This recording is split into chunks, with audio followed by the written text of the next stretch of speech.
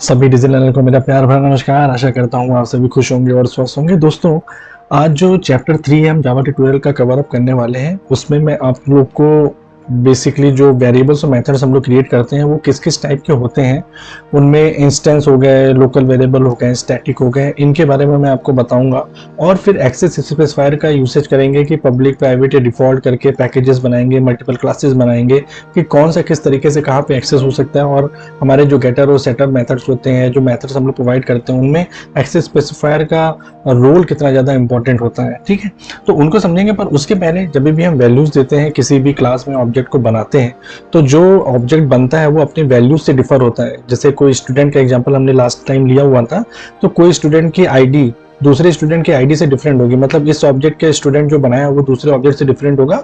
वो उसका वेरिएबल जो हम लोग असाइन करते हैं उसके बेसिस पे चीजें डिफाइंड होती हैं। ठीक है, तो वो आपने जैसे लास्ट टाइम जो पहला प्रोग्राम बनाया था उसमें सेटर का मेथड यूज किया था आपने, उसके थ्रू वैल्यू सेट करी थी।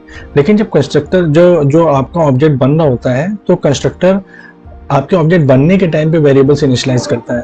तो जो ऑब्जेक्ट आपका बनेगा उस वैल्यू के साथ ऑलरेडी इनिशियलाइज हो जाएगा। ठीक है, तो कंस्ट्रक्टर को उनके जो टाइप्स होते हैं उनको डिटेल में समझेंगे। और कंस्ट्रक्टर से पहले भी एक चीज कॉल होती है, वो होती है इनिशियलाइजर, और एक और चीज होती है स्टैटिक इनिशियलाइजर। उसको भी समझेंगे कि उसके इंपॉर्टेंस क्या है। ठीक है, तो चलिए स्टार्ट करते हैं। तो दोस्तों, कंस्ट्रक्टर इनिशियलाइजर और स्टैटिक इनिशियलाइजर का कॉन्सेप्ट समझने के लिए देखिए मैं सीधे कोड पे जाता हूं अभी, जिसके थ्रू आपको बहुत ज़्यादा अच्छे से समझ में आएंगी चीज़ें। ठीक है, बेसिकली लेकिन कंस्ट्रक्टर का काम यही है कि जब जैसे पिछली बार हम लोगों ने ऑब्जेक्ट को बनाया था, ऑब्जेक्ट बनाने के बाद हमने उसे वैल्यू सेट करी थी। यहाँ पे जब ऑब्जेक्ट मेमोरी हीप में बन रहा है आपका जावा में, तो वहाँ पे ऑलरेडी बाय डिफॉल्ट वैल्यूज उसकी कुछ असाइन हो जाएंगी, जो कि कंस्ट्रक्टर के थ्रू होती है। ठीक है, 3 टाइप के कंस्ट्रक्टर होते हैं, मतलब बेसिकली 2 टाइप कह सकते हैं, क्योंकि जो आपका नो आर्गुमेंट कंस्ट्रक्टर होता है, मतलब जो हमने पिछली बार फर्स्ट प्रोग्राम में यूज किया था, वो बाय डिफॉल्ट कब क्रिएट हो जाता है वो हम समझेंगे। और एक पैरामीटराइज कंस्ट्रक्टर होता है, मतलब वैल्यूज हम जो आपका न्यू करके कीवर्ड को यूज करके हम ऑब्जेक्ट बनाएंगे जिस भी क्लास का, उस समय हम वैल्यूज पास कर देंगे कि इस वैल्यू के साथ में आप ऑब्जेक्ट बनाइएगा। ठीक है, तो ये बात हो गई कंस्ट्रक्टर की। और फिर बात करते हैं इनिशियलाइजर की। इनिशियलाइजर और स्टैटिक इनिशियलाइजर 2 होते हैं हमारे, और ये दोनों कंस्ट्रक्टर से पहले कॉल होते हैं। ठीक है, तो कौन से कितनी बार कॉल होते हैं और कब कॉल होते हैं उसको मैं कोड के थ्रू आपको दिखाता हूँ। तो चलिए कोड पे चलते हैं सीधे। तो देखिए हम लोग अपने पहले उसी कोड में आ जाते हैं जहाँ पे हम लोगों ने पहला प्रोग्राम बनाया हुआ था। यहाँ पे देखिए हमने क्या किया हुआ है कि यहाँ पे स्टूडेंट S1 जो आपकी क्लास स्टूडेंट है, ठीक है, इसमें जो आपकी स्टूडेंट आईडी और कॉलेज नेम है, देखिए इसमें कोई डिफॉल्ट वैल्यू हमने कोई पास नहीं करी है। मतलब डिफॉल्ट वैल्यू कहने का मतलब हो गया कि हम यहाँ student ID is equal to जो 0 वैल्यू बाय डिफॉल्ट, क्योंकि हम उसकी बात नहीं कर रहे हैं। अगर हम यहाँ पे वैल्यू 1 कर देते हैं या college name is equal to ABC कर देते हैं, तो जब आप यहाँ पे स्टूडेंट का ऑब्जेक्ट बनाएंगे, ठीक है, तो जो भी स्टूडेंट ऑब्जेक्ट यहाँ बनने वाला है उसके अंदर बाय डिफॉल्ट वो वैल्यूज आ जाएंगी। ठीक है, अब ये वैल्यूज हम रन टाइम पे पास करना चाहते हैं, तो यहाँ पे जो न्यू कीवर्ड है यहाँ पे भी इसकी वैल्यूज पास कर सकते हैं हम लोग। ठीक है, तो जैसे मान लीजिए आप इसकी आईडी पास करना, जो कि आपने यहाँ पे देखिए सेट करके किया हुआ है कि आप 1 और कॉलेज 1 को पास करना चाहते हैं, पर आप सेटर मेथड को बिना कॉल किए यहाँ पे उनकी वैल्यूज सेट करना चाहते हैं। तो मान लीजिए इस तरीके से आप करना चाहते हैं। ठीक है, कि जब मेमोरी हीप में ऑब्जेक्ट बन रहा है उसके टाइम पे ही इसका आपका डिफॉल्ट वैल्यू उसमें आ जाना चाहिए। तो देखिए इसको करने के लिए क्या है कि हमने यहाँ पे कंस्ट्रक्टर में ही इसको पास किया। कंस्ट्रक्टर में पास करने का मतलब ये है कि न्यू कीवर्ड में जो ऑलरेडी यहाँ पैरामीटराइज वैल्यूज हमने पास करी है, जिसकी डेफिनेशन ऑलरेडी यहाँ पे जो आपका कंस्ट्रक्टर अभी बना नहीं है, उस स्टूडेंट कंस्ट्रक्टर को यहाँ पे बना लेते हैं।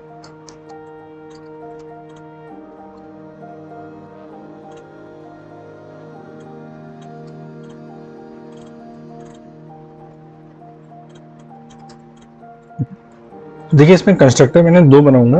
पहला तो ये है जो आपका, देखिए यहाँ पे अगर मैं इस वैल्यू को हटा देता हूँ यहाँ पे, ठीक है, तो बाय डिफॉल्ट जो आपकी वैल्यू से इनिशियलाइज हो रही है वो क्या करेगा, यहाँ पे जैसे न्यू स्टूडेंट के बाद में पैरामीटर चीज देखेगा, तो इसी स्टूडेंट, ये जो समझ लीजिए आप इसको, ये एक मेथड है, इस मेथड को यहाँ पे सबसे पहले आपको कॉल कर देगा। जो कि ये चीज, इसमें क्या हो रहा है, student ID is equal to 1 और college name is equal to ABC initialise हो जा रहा है। अब इसकी वैल्यू को यहाँ से हटा देते हैं हम लोग, क्योंकि हम ये कंस्ट्रक्टर के थ्रू इसको पास करके बना दे रहे हैं।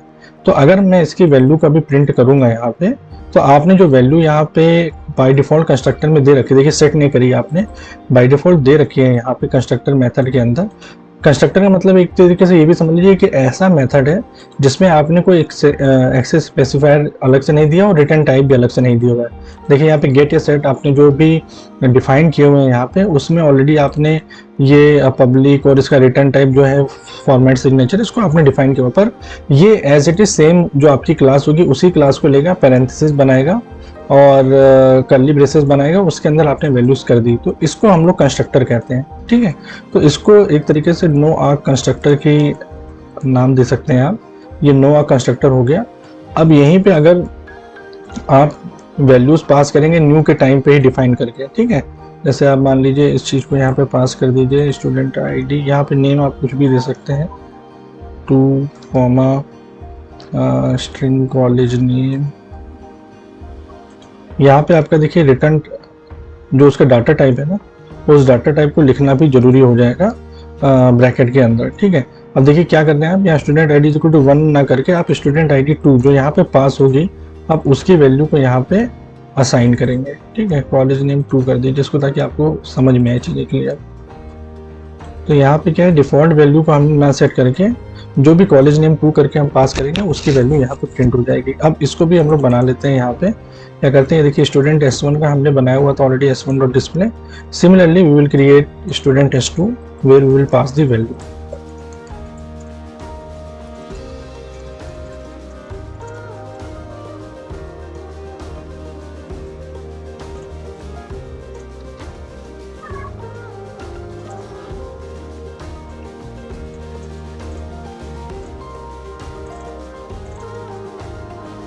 ठीक है, तो देखिए दो ऑब्जेक्ट हमने बनाए, एक ऑब्जेक्ट जिसमें डिफॉल्ट कंस्ट्रक्टर जो है उसका डिफॉल्ट या नो आर्गुमेंट कंस्ट्रक्टर जो है उसका, उसके बेसिस पे जो वैल्यू यहाँ पे डिफाइंड है वो यहाँ पे चीज़ें असाइन हो जाएंगी आपका, और दूसरा है आपका पैरामीटराइज कंस्ट्रक्टर। ठीक है, जो हमने वहां से वैल्यू पास करी है।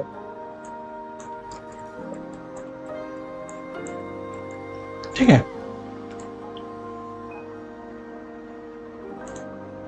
ठीक है, अभी इसको रन करके देखते हैं।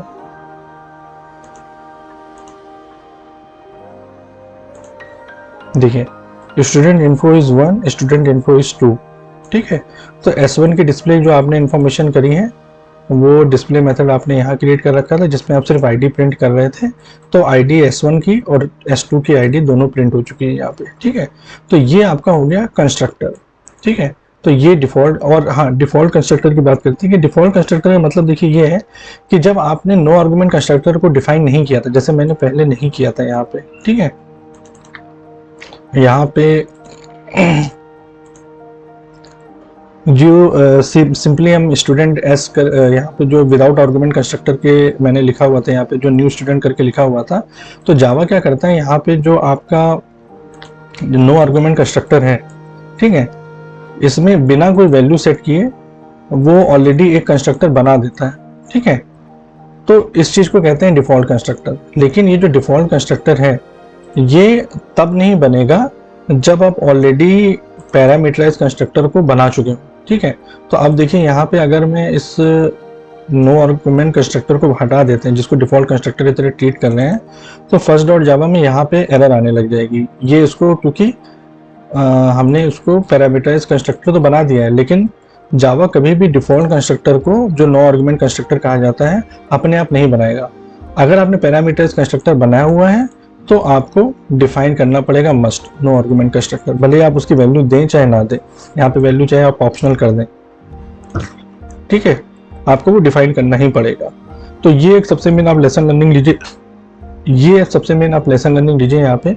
अगर मैंने पैरामीटराइज कंस्ट्रक्टर बना रखा है तो आपका नो आर्गुमेंट कंस्ट्रक्टर या जो डिफॉल्ट कंस्ट्रक्टर कहा जाता है वो अपने आप क्रिएट नहीं, और अगर आपने ये पैरामीटराइज कंस्ट्रक्टर नहीं बनाया है, जिसको आप यहाँ पे कॉल नहीं अगर करेंगे यहाँ पे,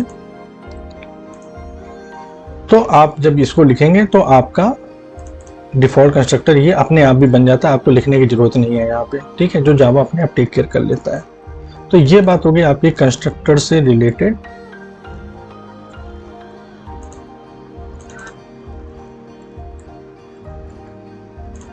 ठीक है, अब बात करते हैं आपकी इनिशियलाइजर और स्टैटिक इनिशियलाइजर की बात करते हैं। ठीक है। देखिए इनिशियलाइजर अगर आपको डिफाइन करना है, इंस्टेंस इनिशियलाइजर, ठीक है, बस इतना दो सिंपल कर्ली ब्रेसेस आप बना दीजिए और ये इनिशियलाइजर कहते हैं इसको, ठीक है।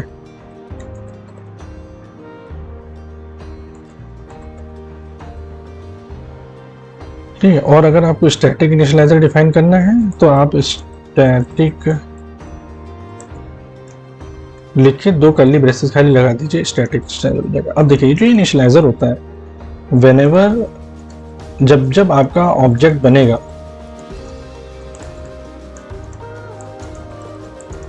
ठीक है,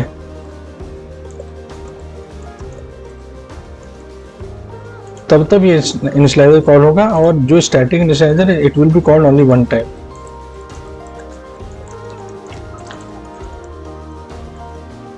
अब इस चीज को देखने के लिए हम क्या करते हैं, यहाँ पे कुछ चीजें प्रिंट करके देखते हैं। इनसाइड इंस्टेंस इनिशियलाइजर, ठीक है, और ये हो गया आपका स्टैटिक इनिशियलाइजर, ठीक है। अब जो मैं बोल रहा हूँ वो आता, और ये जो भी इनिशियलाइजर और स्टैटिक इनिशियलाइजर, देखिए सबसे पहले स्टैटिक इनिशियलाइजर आपका कॉल होता है, इसको ऊपर कर लेते हैं आपकी, आपको समझ में आएगा। फिर इनिशियलाइजर कॉल होगा और फिर आपका कंस्ट्रक्टर कॉल होता है, ठीक है। इस तरीके से सारी चीजें रन होती हैं। तो अगर कभी आपसे सीक्वेंस पूछा जाए कि कंस्ट्रक्टर के पहले भी कुछ चीजें आप कॉल कर सकते हो, तो हाँ कर सकते हैं, ठीक है, जो कि इनिशियलाइजर या स्टैटिक इनिशियलाइजर होगा। स्टैटिक इनिशियलाइजर सिर्फ और सिर्फ एक बार कॉल होगा, पर इंस्टेंस इनिशियलाइजर जब आपका इंस्टेंस बनता है उसके पहली बार वो कॉल होगा, ठीक है। इसको आउटपुट में देखते हैं कैसे क्या आता है। इसको फिर से रन करते हैं, देखिए क्या आया, testing inside static initialiser, inside instance initialiser, और देखिए इंस्टेंस इनिशियलाइजर यहाँ पे दो बार कॉल हुए, ठीक है, क्योंकि उस टाइम उसका इनिशियलाइजर कॉल हो रहा था, ठीक है। अब अगर स्टूडेंट S3 भी यहाँ पे डाल लेते हैं हम लोग,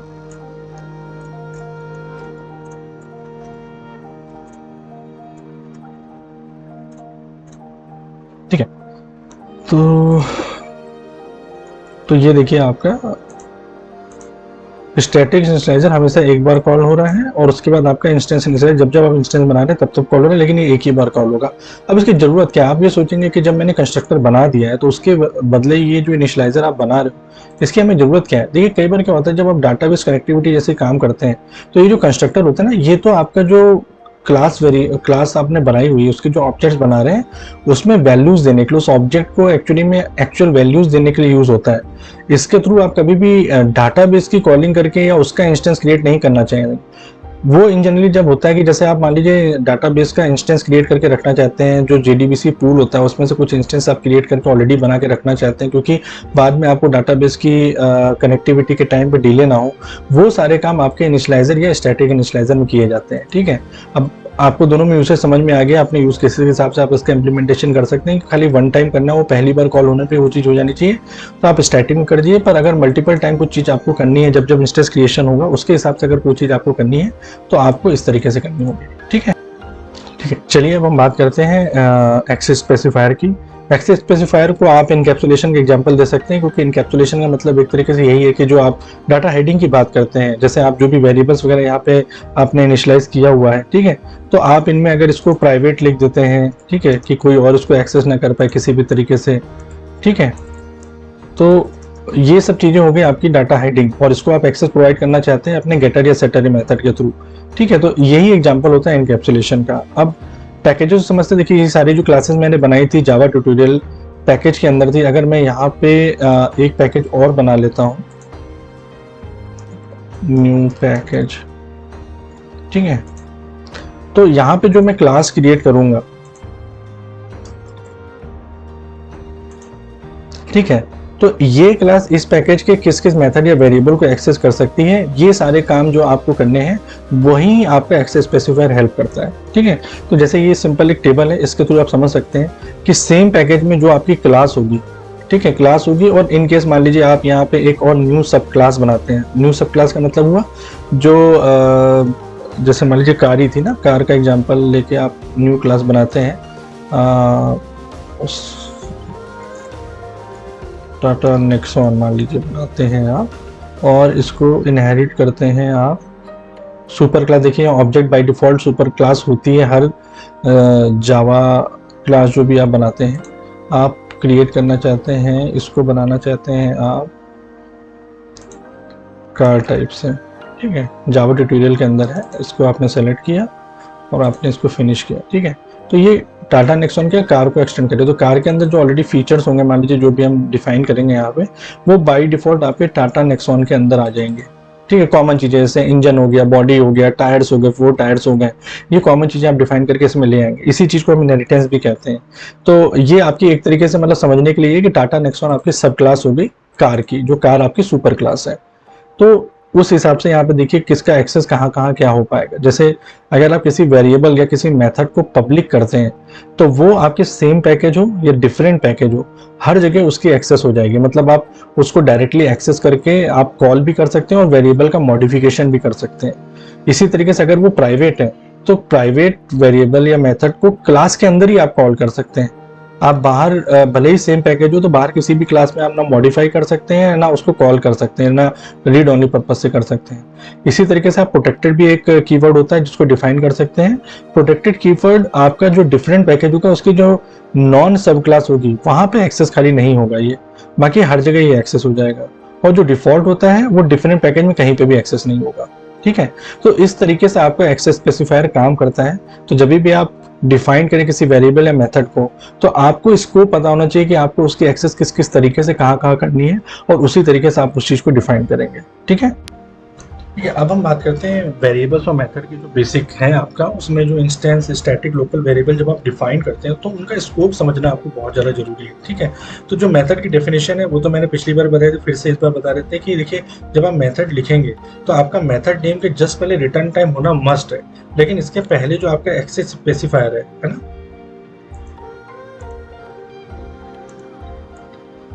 ठीक है, ये जो आपका रिटर्न टाइप और मेथड नेम है ये इसी तरीके से होना चाहिए। पर इसके पहले जो आपका एक्सेस स्पेसिफायर है ये, और इसके साथ में अगर आप मान लीजिए स्टैटिक हो गया आपका, है ना, और जो आपका फाइनल वर्ड हो गया, ठीक है, वो आप इधर भी लिख सकते हैं या वो चीज़ इधर भी लिख सकते हैं। मतलब पब्लिक यहाँ पे लिख दीजिए, उसके पहले स्टैटिक लिख दीजिए, चलेगा।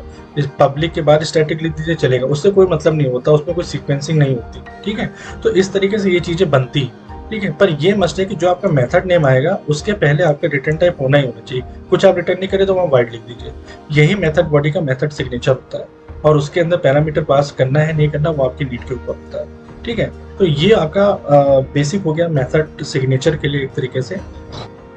और हम उसी चीज को मेथड और वेरिएबल्स को यहाँ पे समझेंगे स्कोप की तरह। तो देखिए यहाँ पे जब आप स्कोप डिफाइन कर रहे हैं किसी क्लास के अंदर, ठीक है, तो ये जो आपके वेरिएबल्स यहाँ पे आप डिफाइन कर रहे हैं ये आपके एक तरीके से इंस्टेंस वेरिएबल्स है। इंस्टेंस वेरिएबल का मतलब क्या हुआ कि जब आप इसके अंदर जो वैल्यूज डाल रहे हैं, जो यहाँ पे आप डिफाइन कर रहे थे, ठीक है, 2, 3, 1, जो किसी भी स्टूडेंट के डिफाइन कर रहे थे ऑब्जेक्ट के, ये सारे वेरिएबल सिर्फ उस ऑब्जेक्ट के अंदर है, ये किसी के साथ शेयर्ड नहीं है, ठीक है। लेकिन अगर आप यहाँ पे जाके इसको स्टैटिक बनाते हैं, किसी भी स्टैटिक मान लीजिए कीवर्ड यूज करते हैं, ठीक है, लेकिन जब आप यहाँ पे जाके स्टैटिक कीवर्ड यूज करते हैं, ठीक है, तो जो स्टैटिक आप बनाएंगे स्टूडेंट आईडी, उसका मतलब ये है कि आप जितने भी इंस्टेंसेस बनाएंगे वो सबके साथ शेयर्ड हो जाएगा। मतलब जो वैल्यूज आप सबसे लास्ट में असाइन करेंगे वो सभी इंस्टेंस के लिए वो कॉमन हो जाएगी चीज, ठीक है। तो अगर आप कभी भी कोई ऐसा वेरिएबल बनाना चाहते हैं जो आप कई इंस्टेंसेस के साथ में आप कॉमन रखना चाहते हैं, तो आप उसको स्टैटिक बनाएंगे। ये इसका स्कोप हो गया। दूसरी बात हो गई जो लोकल पैरामीटर की बात हो गई। तो देखिए यहाँ पे जो कंस्ट्रक्टर है, यहाँ पे मैं स्टूडेंट आईडी जो मैंने लिया हुआ है वो वही स्टूडेंट आईडी है जो यहाँ पे इंस्टेंस वेरिएबल मैंने ऊपर डिफाइन कर रखी थी। तो इसका मतलब क्या है कि ये ऑब्जेक्ट लेवल पे मैं इसको स्टोर कर रहा हूँ वैल्यू, ठीक है। पर यहाँ पे जैसे आपका ये जो दूसरा पैरामीटराइज कंस्ट्रक्टर है जिसमें स्टूडेंट आईडी 2 और कॉलेज नेम 2 पास किया है, इसका जो स्कोप है वो इसी के अंदर है। हालांकि मैं इसको असाइन फिर से इस इंस्टेंस वेरिएबल में कर दे रहा हूँ, लेकिन अगर मैं इसको प्रिंट करने की यूज़ करता या किसी और पर्पस के लिए यूज़ करता तो ये विद इन दिस स्कोप में है जो आपका लोकल मेथड यहाँ पे क्रिएट हुआ है, ठीक है। ये मेथड कंस्ट्रक्टर को भी मेथड कहते हैं। इसी तरीके से अगर आप मान लीजिए डिस्प्ले मेथड है, यहाँ पे अगर आप कोई वैल्यू डिफाइन कर देते हैं कि string local val is equal to my value, ठीक है, तो ये जो वैल्यू लोकल वैल्यू है इसका जो भी स्कोप है वो आपके डिस्प्ले मेथड के अंदर तक है, इसका और कहीं बाहर यूसेज नहीं हो पाएगा, ठीक है। अगर आपको इसका यूसेज करना होगा तो उसको जो भी आप मेथड का यूटिलाइजेशन करेंगे, फॉर एन एग्जांपल मान लीजिए वॉइड डिस्प्ले टू कर लेते हैं, और इसमें अगर मुझे यूज करना है इसकी वैल्यू को प्रिंट करने के लिए,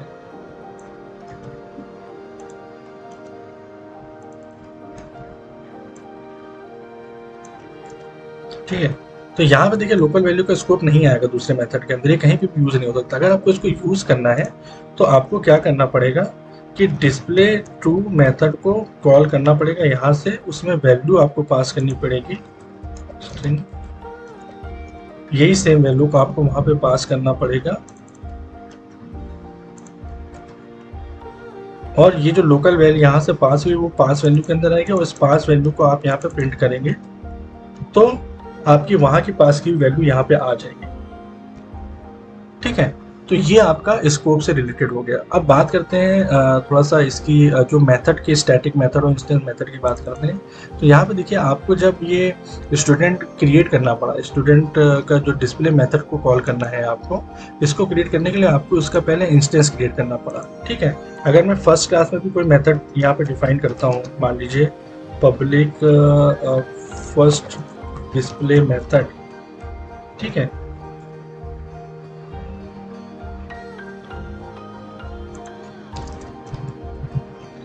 यहाँ पे मान लीजिए मैं सिर्फ प्रिंट करना चाहता हूँ, मान लीजिए कुछ भी,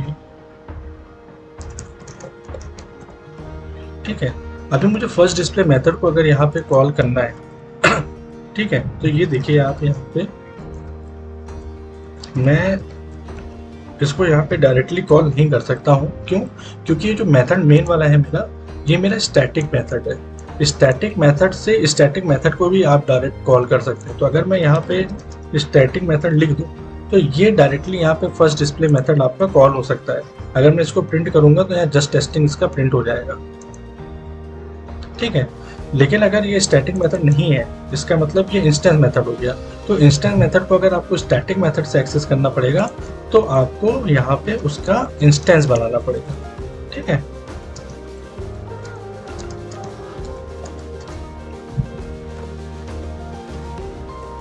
ठीक है। अब आप अगर यहाँ पे f डॉट फर्स्ट डिस्प्ले करेंगे तो देखिए आपका ये कोई कंपाइलेशन एरर यहाँ पे नहीं देगा। ठीक है, और अब ये इसको प्रिंट कर देगा। तो ये आपका स्कोप हो गया डिफाइन करना एक तरीके से इंस्टेंस मेथड और स्टैटिक मेथड को आपस में कैसे कॉल करते हैं। क्योंकि देखिए आने वाले कल में अगर आप जो मल्टी थ्रेडिंग के प्रोग्राम्स वगैरह बनाएंगे तो वहाँ पे बहुत ज़्यादा आपके काम आएंगे स्कोप समझने में। ठीक है, तो आई होप ये छोटी सी इन्फॉर्मेशन आप लोगों के लिए हेल्पफुल हुई हो। और इसके बाद में जो चीज़ें कवर अप करेंगे उसमें देखिए एक्सेप्शन हैंडलिंग को मैं कवर करूंगा। फाइनल और फाइनली में क्या डिफरेंस होता है, ट्राई कैच फाइनली बनाने के बाद, मतलब फाइनल में वेरिएबल्स अगर डिफाइन कर देते हैं, फाइनल मेथड डिफाइन कर देते हैं तो क्या होता है, थ्रोएबल का जो आपका एक्सेप्शन हैंडलिंग की जो पूरी हायरार्की होती है वो दिखाएंगे। एरर और एक्सेप्शन में क्या अंतर होता है, चेक्ड अनचेक्ड एक्सेप्शन को समझाने की कोशिश करेंगे। और उसके बाद आपका थोड़ा सा डीप जाएंगे मेमोरीज वगैरह में, जो वेरिएबल मेथड है ये आपके कैसे स्टोर होते हैं। और कॉल बाय रेफरेंस कभी भी जावा में नहीं होता है, आप कहीं भी कई जगह देखते होंगे, तो वो मतलब समझाने के लिए भले ही होगा, पर एक्चुअल में हर चीज़ यहाँ पे कॉल बाय वैल्यू होती है। और गार्बेज कलेक्शन को भी हम समझेंगे 5th लेक्चर में। और उसका 6th लेक्चर में देखिए कंट्रोल स्टेटमेंट, बहुत बेसिक सी चीज़ें जो मैंने अभी तक कवर करी ही नहीं है, जिसमें इफ, फॉर, लूप, वाइल ये सब चीज़ें आ जाती हैं, वो बहुत बेसिक है। उसको प्रॉब्लम स्टेटमेंट के थ्रू क्रिएट करेंगे, मतलब कोई प्रॉब्लम लेंगे और उसके थ्रू सोल्यूशन हम लोग उसको क्रिएट करेंगे। जैसे मान लीजिए फिबोनाची सीरीज का हो गया, प्राइम नंबर्स का हो गया, ऐसे कई प्रॉब्लम स्टेटमेंट छोटे छोटे लेंगे जिससे आपका कॉन्फिडेंस बढ़ेगा। क्योंकि उसमें आसानी से आपको ये चीज़ें समझ में आएंगी कि हम कैसे इफ एंड वाइल का लूप का यूज़ कर रहे हैं या स्विच केस का यूसेज कर रहे हैं। और बहुत बेसिक एरे का स्ट्रक्चर बनाएंगे, ठीक है, उसको लूप करके उसको डिस्प्ले करने की कोशिश करेंगे, जिससे आपका कॉन्फिडेंस बढ़ेगा। तो मतलब यहाँ तक की चीज़ें अगर आपकी आ गई तो बेसिकली आप किसी भी प्रोजेक्ट में कॉल कर मतलब काम करने के लिए एकदम रेडी होंगे। क्योंकि एक्सेप्शन हैंडलिंग एक बहुत ज़्यादा इंपॉर्टेंट चीज़ होती है। स्कोप, वेरिएबल्स और मेथड के समझने को सबसे ज़्यादा इंपॉर्टेंट होते हैं। फाइनल और फाइनली या एक्सेप्शन हैंडलिंग जो होती है उनको समझना बहुत ज़्यादा इंपॉर्टेंट होता है। आपका कैसे स्टैक और हीप में मेमोरी सेव हो रही है, कैसे गार्बेज कलेक्शन आपका काम करता है। तो ये इतने ही से ही आप एटलीस्ट काफ़ी ज़्यादा स्ट्रॉन्ग एक जावा डेवलपर बन सकते हैं। और उसके बाद जो भी इसके एडवांस चीज़ें हैं उनको भी और ज़्यादा कवर अप करेंगे। तो मिलते हैं नेक्स्ट वीडियो में। Thank you so much.